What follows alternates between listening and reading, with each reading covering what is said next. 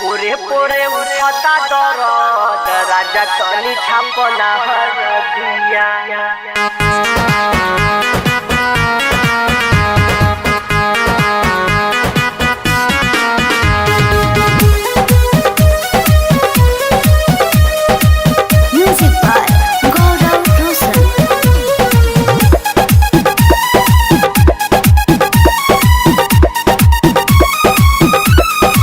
Presented by WR Music। गोदी सुता के या कबो उठा के पहिला जवन राते खेल हुए राजा बुझना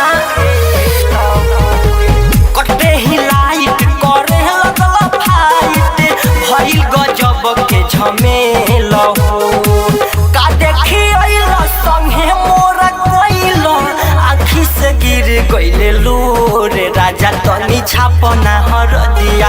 पूरे पूरे उठता दरद राजा तनी छापना हरदिया। पूरे पूरे उठता दरद राजा तनी छापना हरदिया। छापना छापना छापना हरदिया राजा तनी छापना हरदिया।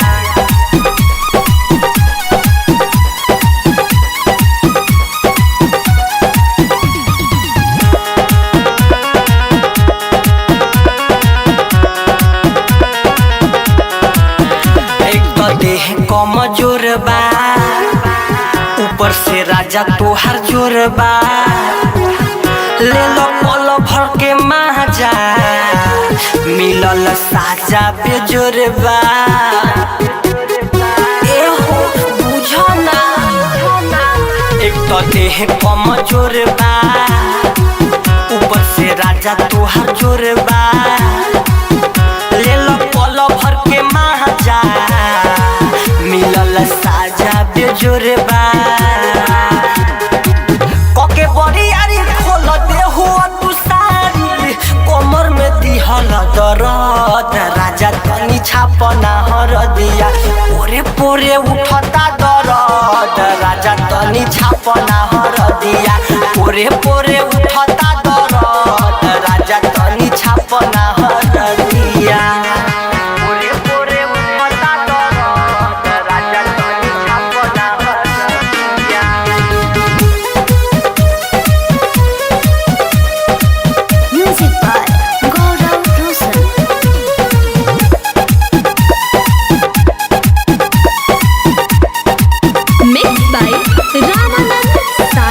सिपाही में हर देखी नौकी दूर दिहल तू चौकी इकारा नाम नहीं छुपी 9 महीना बाद लौकी।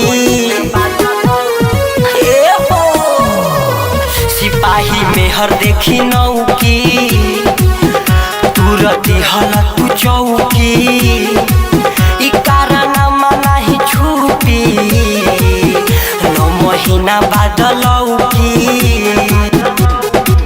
बोल जितबा दल के गहना बजा के रात भर कैल गजन राजा तनी छापना हरदिया।